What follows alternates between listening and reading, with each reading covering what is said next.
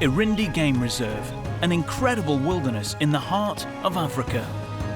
Home to big cats, big game, and a stunning variety of amazing animals. But cattle ranching and hunting once dominated this paradise in Namibia's Central Highlands. I'm Steve Leonard, and in this series I've been finding out how this reserve is slowly being given back to its wild animals.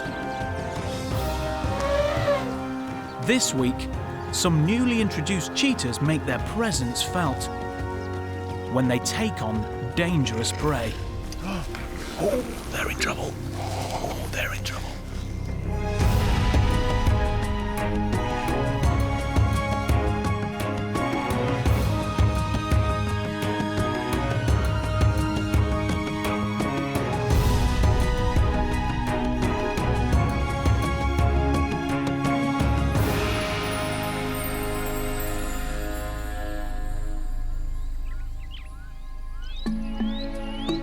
The last 2 months here in Namibia have been fantastic. The diversity of wildlife in this reserve is so incredible because, crucially, its varied habitats were never totally destroyed.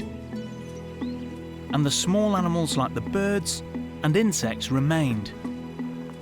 Everywhere there's something going on and a variety of species to see. I think he's a slow worm. That is amazing. I'm not quite sure, but he looks like a slow worm. I'll have to have a look in the books. That's the thing about this place, though. There is so many creatures here. Here in Erindi, the fact that the habitat survived virtually intact means that the land can sustain the reserve's growing population of wild animals. And although this project only began in 2007, progress is already evident, even if some of the newcomers are still finding it hard to settle in. He wants to show us he's more dominant.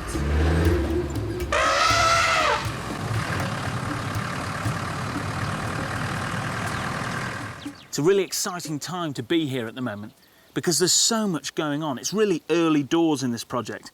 And whenever you're trying to do something like this, you can't just let the animals go and see how they get on. There has to be real management, and that means lots of hands-on work. The latest animals to be introduced to the park are 4 female cheetahs known as the Chocolate Sisters. Brought up in captivity, it's important that they're closely monitored because they're in the wild for the very first time. James Slade from the Cheetah Conservation Fund leads the team.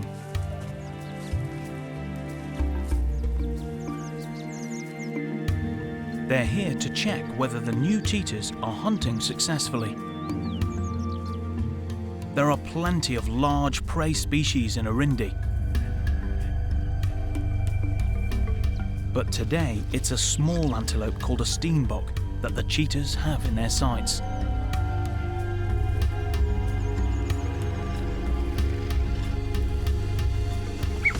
Suddenly, a hunt's underway.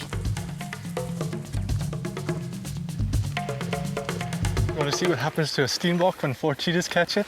This is not for the faint-hearted. Witnessing a kill for the first time means a lot. It's a sure sign that the Chocolate Sisters are adapting to their new life in the wild.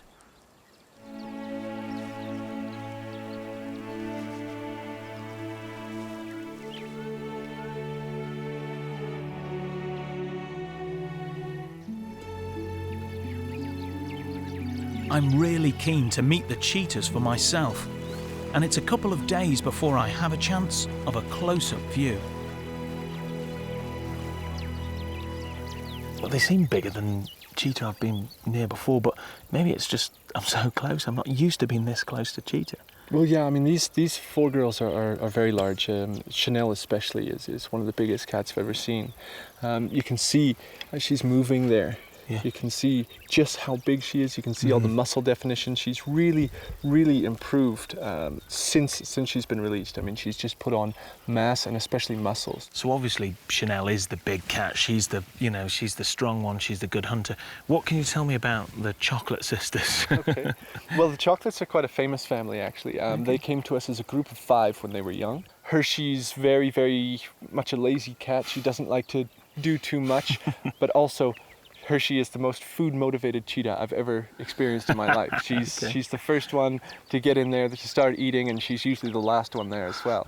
Nestle's a little bit more shy. She's definitely sort of the more standoffish one of the entire group.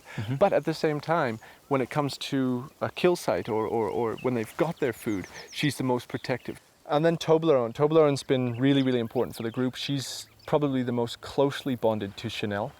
And I think Chanel's taught her the most as well. Toblerone was the first after Chanel to actually make a kill. So she's sort of been emulating her a lot. They're such old girls as well. These aren't spring chickens anymore. So they've spent a long time in captivity. Are you surprised at just how well they've settled in here? In the wild, cheetahs would only live about 7 to 10 years. So I think this lifestyle in captivity has almost rejuvenated them a little bit. It's given them an extra lease on life. They're 8, probably coming up on 9 soon. And Chanel now is 10 years old, getting close to 11 as well. I'm happy with what we've seen so far. So am I. I can't believe I got this close to cheetah. Yeah. But in the wild, adult female cheetahs normally live solitary lives. And from now on, James will be watching to see if these newcomers stick together or strike out on their own.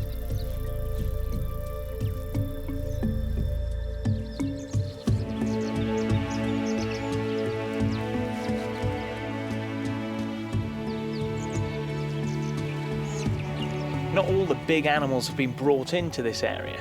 Even when this was farmland, there was wildlife knocking around. And in the same way as you can walk in the British countryside and see foxes, badgers, rabbits, that sort of thing, here there were giraffe, oryx, and even leopards. Unlike cheetahs, which use their incredible speed to hunt on the open plains, the reserve's other resident spotted cat, the leopard, uses stealth to ambush its prey. These big cats weigh up to 100 kilograms and are almost always solitary, except when they have young. Because Erindi is the home of an internationally famous leopard program, it's a fantastic place to see these secretive animals.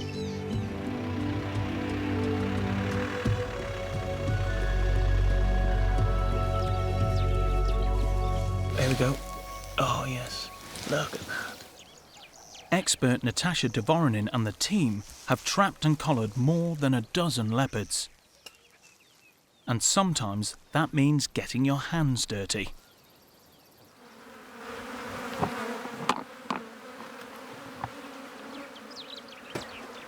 Wow, so not fresh meat then? No, it's in fact not very old, but it's not very fresh either. It's not very been well ripened. I think what we're going to do is we've cut it nicely into pieces. Oh yes, it's all I'm been going to ask squared. you to grab one out. We can, fine, in fact, use that one. It's perfect. Okay. God, I'm amazed that a leopard will eat this, because if you think of domestic cats, they don't eat rotten stuff. They really only want fresh meat. I'm almost embarrassed to say that what I think is the world's most beautiful cat will eat something very happily that smells like this. This is a... If I may, Steve, I'm going to give you a great job here Okay. to hook yourself a little dragging mechanism. Oh, okay. So wire that and then up. poke it nicely so that the smell gets dragged behind you. I wish I could convey just how bad this smells, but that's the important thing. Laying down as much scent for the leopards to pick up on and follow back to the trap. Collaring leopards is vital because it gives Natasha the chance to observe individuals on a daily basis.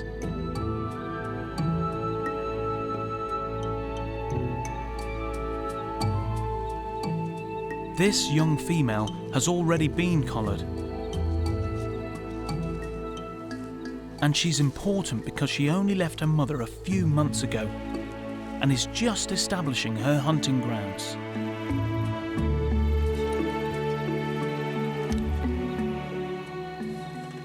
This is Topaz. Topaz is a young female. She's not quite 2 years of age yet. She's almost 2, but not quite. She left her mom 5-6 months ago, and she's starting to try and establish territory, but she's so much fun because she's in her late teenage era, if that's the right word that I can use, and she's very inquisitive about everything. She's got to test everything. It's just like children, actually. She's got to test everybody, try everything, have a look who's here. She likes to come to the vehicle and she stops first to see who's driving. And I tend to use my voice. It seems a bit strange, but she's very used to my voice. Then she'll check who's in the back seat and she'll come around and she'll see if there's anybody on the other side. And then she'll do the 360 and off she'll go and continue whatever she was doing. So she stops just for a short period to see what's happening. I think in general, leopards have an intense look. It's amazing. And they don't look at you, they look through you. Their eyes are amazing. Over the coming months, Natasha will watch and wait to see what Topaz does next. For this young leopard, the battle for survival has just begun. If she can establish her first territory and have cubs, she'll play a vital role in restoring the natural balance to this newly created animal kingdom.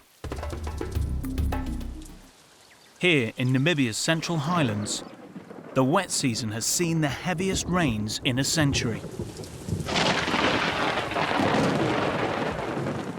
And during my stay, I've witnessed incredible storms and torrential downpours.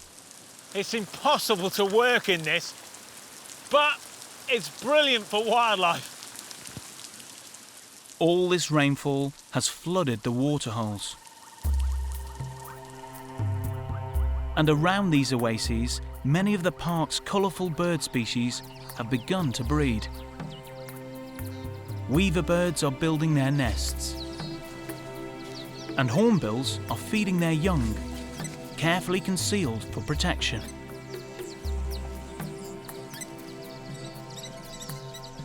In the plentiful waters, the park's Nile crocodiles jostle with the hippos.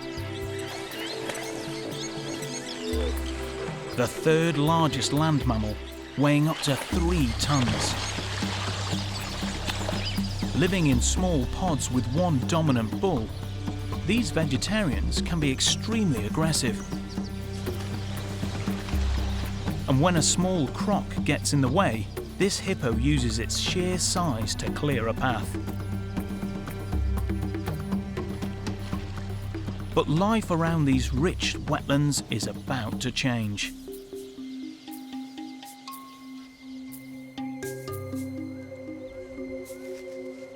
From now on, this part of Namibia's Central Highlands won't see rain for many months, and temperatures will soar above 40 degrees Celsius.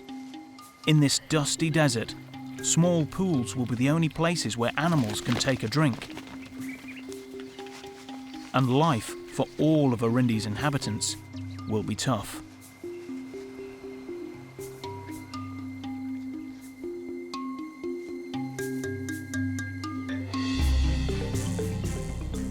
The change of season will pose a big challenge to the reserve's newly introduced cheetahs. They'll have to adapt fast to life in the wild if they're to survive.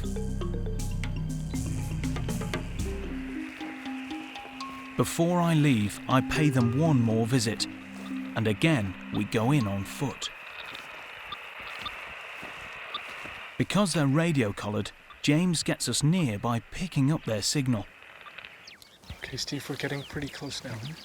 We're not too far up. I think they're just somewhere past in these bushes here.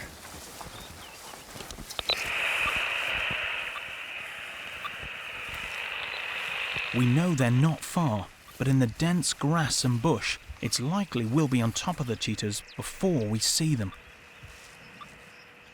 Then, there's a telltale sign of their presence. That's the girls there. Can you hear that chirp? Almost sounds like a bird call. That's them. That's them. That does sound like a bird, doesn't it? Yeah, that's the girls.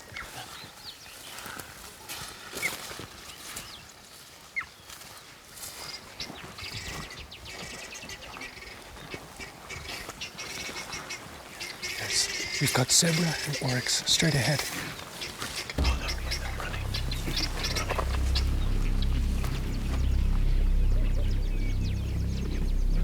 And wildebeest.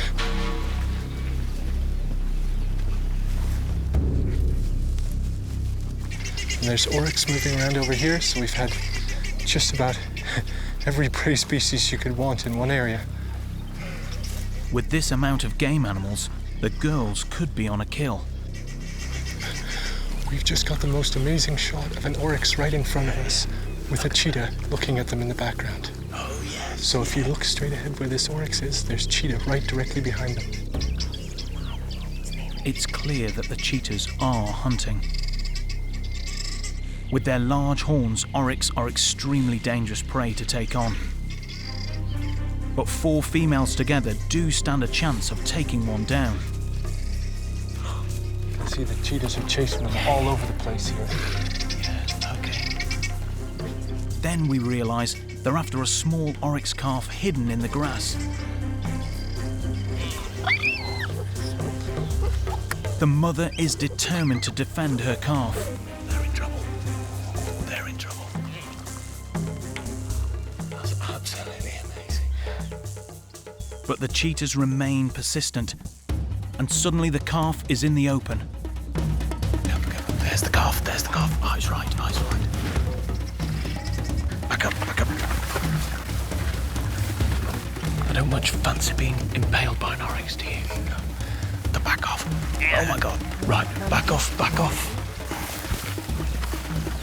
Trying to escape was a fatal choice for the calf.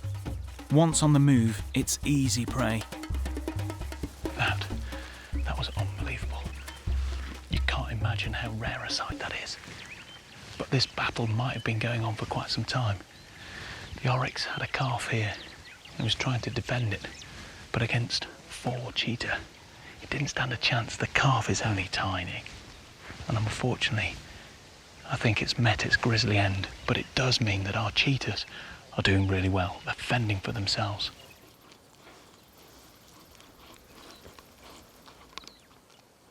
It is quite tragic to see those tiny little calves, and you think, are you so into cheetahs that you can't feel for the little guy?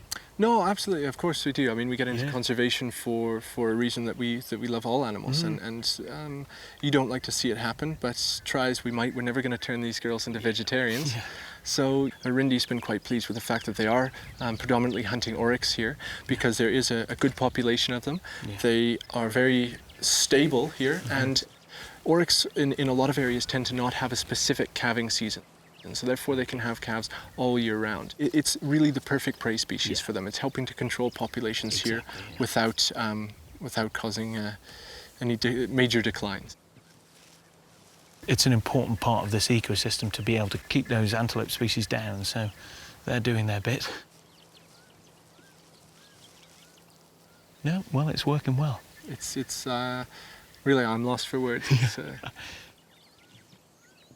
That is utterly astounding. I could have gone my whole life and not seen that, and I just feel incredibly privileged to see these 4 cats.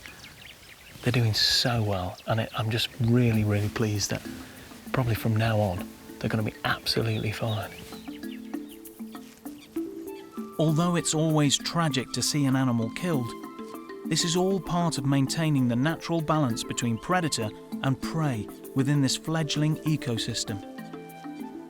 With so many oryx and game in the reserve, the predators must play this vital role. And it seems these once captive cheetahs can look forward to a productive new life in the wild. My trip to Namibia is now at an end. As a vet, I've spent most of my life trying to save animals, and I feel privileged to have had the chance to help some of the most endangered species on Earth.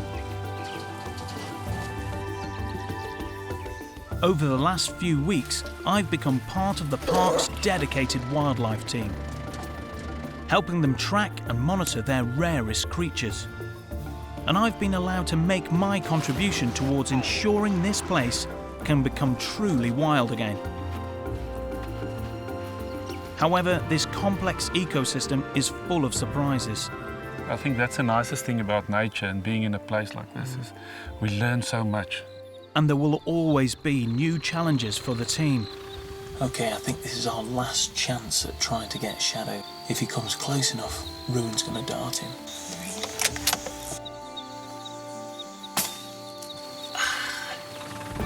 But despite their best efforts, nature is unpredictable. And the loss of 13 painted dogs to a lightning strike proves how fragile life is here. This is an important breeding program. If we can get their numbers up, we can get them back out into the wild where they belong. The chance to play just a small part in all of this has been an incredible journey. I've loved my time here at Erindi. I think this is the most amazing place. I think it's still very much a work in progress. The animal populations haven't reached that natural balance yet. And maybe they won't. There will always be a need for some management. But I think they've got the team here with the skills, the enthusiasm, and the dedication to make that happen. I think the future's quite rosy.